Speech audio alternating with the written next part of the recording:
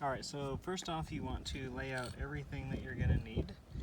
So obviously you want to get some 1/4 inch tubing just down at your local hardware store right here. Just some 1/4 inch tubing. Next thing you're going to want, make this really easy. You want to get your packet of clamp and pierce connectors. Those will basically be used to just clamp around your existing pipe that you dig up right there. The last thing you're going to want is your barbed valve. Those just slide into your tubing. And if you want to get really fancy, just get some of these little guys here that hold your tubing in place.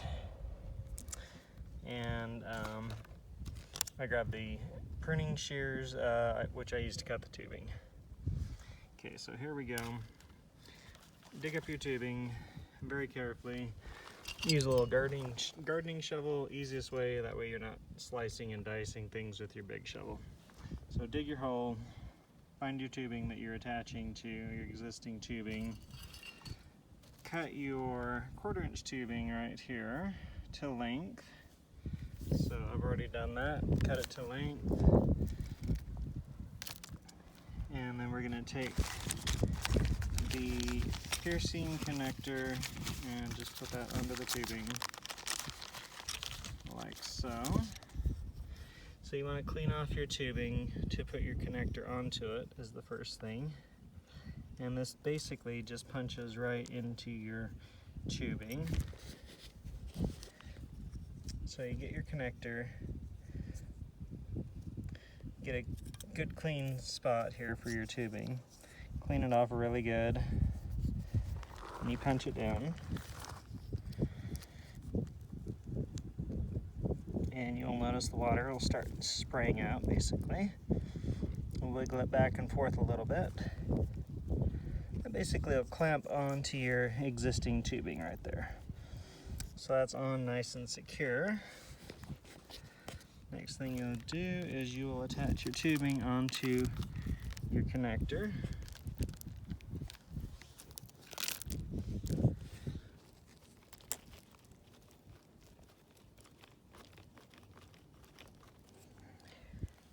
And then our final step is you will get your barbed valve, and you will attach your barbed valve onto your tubing,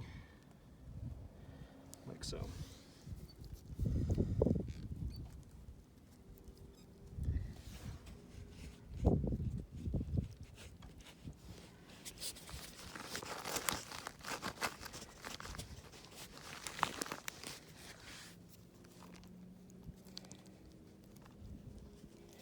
And then once that's done, you can adjust your barbed valve, make sure everything's pushed together, all your connections are pushed in really tight.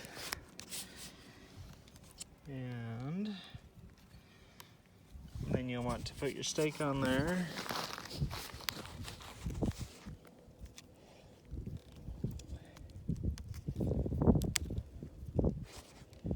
And basically, stake it up near the hole you've just dug. You can do it without collapsing it like I'm doing it. Okay, and there you go, folks. It's all ready to go. And that's how it's done. You've just attached another drip line onto your existing drip system. Thanks for watching, and I'll catch you again soon.